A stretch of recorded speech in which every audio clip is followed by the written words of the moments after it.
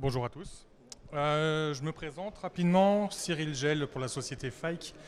Le but de ces 20 minutes à suivre sera de parler des solutions de décharge d'explosion sans flamme, donc dispositifs qui sont régulièrement installés derrière les évents d'explosion sur les process poudre. Un peu plus fort. Ok. Donc, lors d'une décharge d'explosion, après un événement d'explosion, vous avez une boule de feu qui peut atteindre 70 fois le volume de l'équipement protégé. En termes de longueur de flamme, c'est régulièrement au-delà de 20 mètres, avec une largeur de boule de feu qui est régulièrement au-delà des 10-15 mètres. Quand vous êtes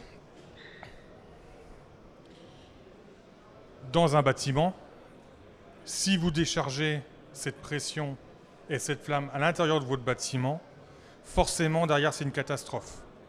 Pourquoi ? La pression en elle-même va venir détruire votre bâtiment, endommager les équipements de process qui sont aux alentours, régénérer un nuage de poussière sortant des équipements de process qui sont endommagés, et la boule de feu qui est sortie va venir réenflammer tout ça, et on aura une explosion secondaire. Là, on est sur le scénario catastrophique, mais scénario réel. Dans ce cas-là, on va venir installer des systèmes de décharge d'explosion sans flamme, qui sont représentés en photo, sur les équipements de process. Comment est composé ce dispositif ? C'est tout simplement un entremaillage métallique où on va venir réduire l'espace possible pour décharger l'explosion. La flamme en contact de ce maillage métallique va être refroidie. Si vous prenez l'exemple d'un briquet que vous allumez, que vous mettez en contact d'une surface métallique, votre flamme elle va réduire. On utilise ce phénomène pour que la flamme en contact avec ce maillage métallique soit refroidie, et du fait de très faible espace entre chaque maillage, on a un laminage. Ce qui fait qu'en sortie du dispositif, on n'a pas de flamme qui s'échappe. On va retrouver une légère pression, la pression de l'explosion, mais qui sera en elle-même réduite.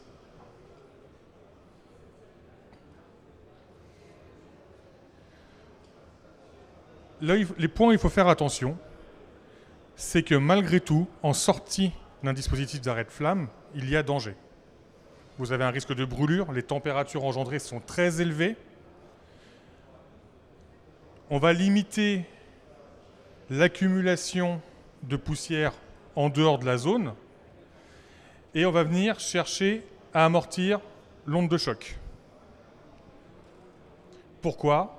Éviter d'endommager les équipements à structure à proximité, réduire le risque de chute et réduire le risque de lésion. Ça va être important pour les opérateurs de respecter une zone de sécurité autour du dispositif pour ne pas être blessé en cas de décharge. L'avantage de ce dispositif-là, c'est un dispositif passif. Donc c'est peu d'entretien, juste une inspection visuelle régulière est suffisante, minimum une fois par an. Et c'est un excellent soulagement de la pression en cas d'explosion. Gros avantage de ce dispositif.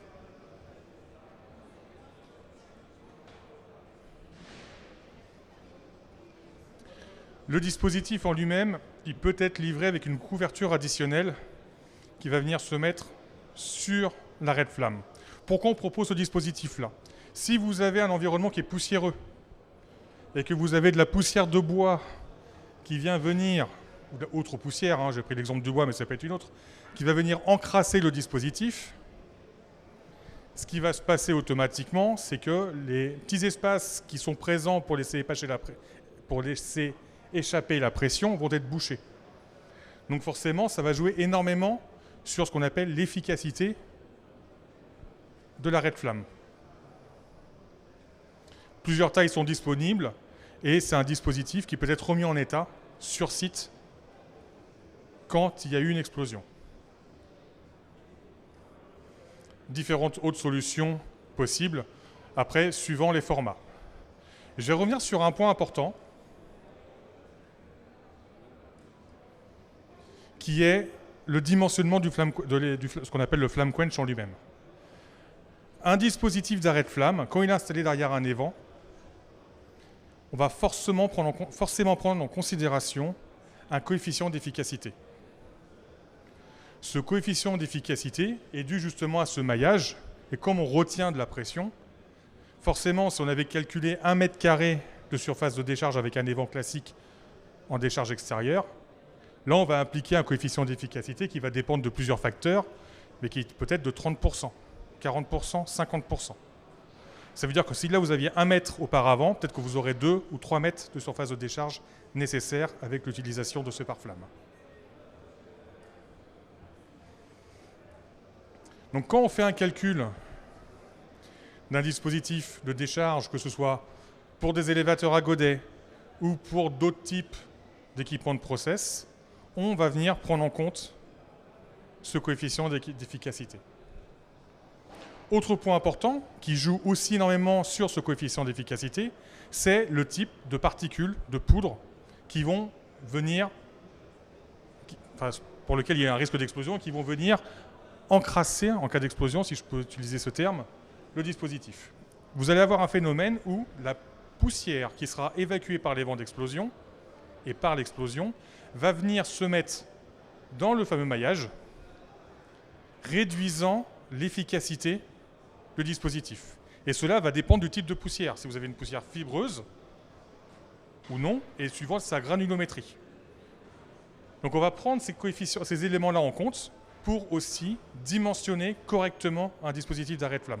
Et c'est important que ces données soient communiquées parce que si on n'a pas les bonnes données d'entrée pour calculer une surface de décharge avec ce dispositif d'arrêt de flamme, il va se passer qu'il sera peut-être sous-dimensionné et qu'en cas d'explosion, il ne pourra peut-être pas protéger correctement votre process.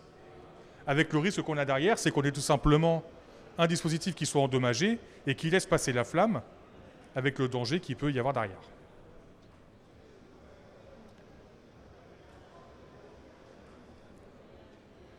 On va retrouver sur les dispositifs d'arrêt de flamme aussi 2 types de solutions. On va avoir intégré un film de rétention de poussière ou pas. L'idée est de dire que si vous avez une explosion, je vais prendre l'exemple du Flame Quench 2, si vous avez une explosion avec le Flame Quench 2, il n'y aura aucune poussière en cas d'explosion qui sortira de l'arrêt de flamme grâce à ce film de rétention. Solution intéressante, parce que ça permet d'avoir autour de l'arrêt de flamme, surtout quand vous êtes en salle blanche ou en salle propre, une garantie comme quoi il n'y aura pas de poussière à l'extérieur. Une garantie comme quoi la zone sera sécurisée complètement, pas besoin de recréer une zone ATEX. Dans le cas de Flame Quench 3, par exemple, on a enlevé ce film de rétention de poussière. Gros avantage, comme on n'a pas ce film de rétention, on a une efficacité qui est nettement meilleure. Ça veut dire qu'on peut protéger avec moins de surface de décharge le même volume comparé au Flame Quench 2. Par contre, ça veut surtout dire que autour du Flame Quench, en cas d'explosion, vous pouvez potentiellement générer une zone ATEX. On va avoir une zone 22 qui devra être déclarée autour du Flame Quench. Si vous avez de la poussière imbrûlée qui ressort du Flame Quench en cas d'explosion, je rappelle qu'on a une explosion, on a d'abord l'onde de pression, boule de feu, poussière brûlée, et derrière ce qui suit sont les poussières imbrûlées. Si ces poussières imbrûlées venaient être en contact avec une surface chaude d'un luminaire, par exemple, ça pourrait générer une deuxième explosion. Ce n'est pas le but. Donc si cette solution elle est retenue, il faudra faire attention que dans une certaine zone de sécurité qui sera recalculée, ce soit défini zone 22 pour faire le bon choix du matériel.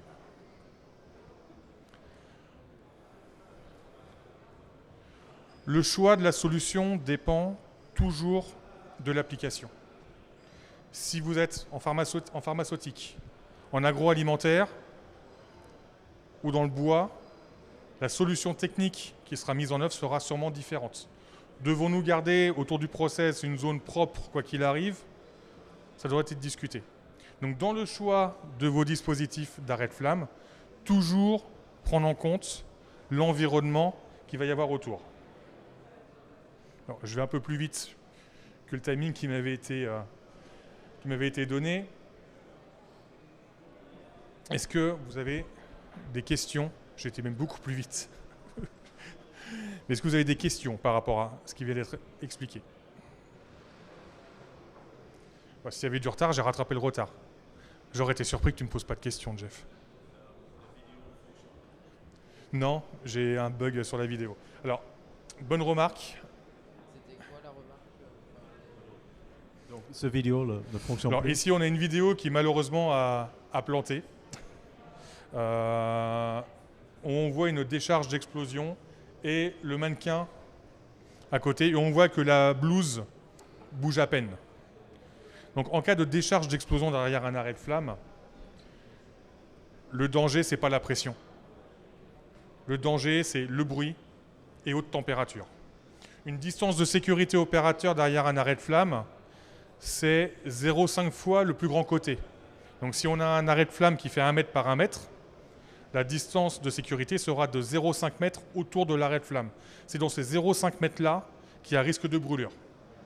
Après, on parlera de 10 fois le plus grand côté pour les risques auditifs. Les risques auditifs, on sait les gérer facilement, on met des bouchons d'oreille, on protège nos opérateurs. En ce qui est risque de brûlure, c'est un peu plus compliqué à gérer. Même si on a des vêtements qui sont inifugés, ça ne va pas empêcher le risque de brûlure. Donc bien respecter cette zone, cette distance de 0,5 fois le plus grand côté. Alors ce sont les données spécifiques à Fike. Je ne connais pas les données spécifiques de mes confrères, mais vous aurez, quoi qu'il arrive, toujours dans les manuels opérateurs, et lisez les manuels opérateurs, vous aurez toujours ces informations qui sont communiquées. Autre point important à prendre en compte, c'est que vous allez avoir dans le bâtiment, même si vous avez qu'une légère décharge de pression à l'extérieur, vous allez quand même avoir une décharge de pression dans votre bâtiment. Vous devez vous assurer aussi que cette décharge de pression ne va pas venir endommager votre structure. Pour ça, il y a des règles de calcul qui existent. Vous pouvez, alors soit elles sont indiquées dans le manuel opérateur suivant les modèles, ou soit vous vous rapprochez de Fike. On pourra vous faire le calcul des surpressions que vous aurez dans le bâtiment. Merci pour la remarque, Jeff.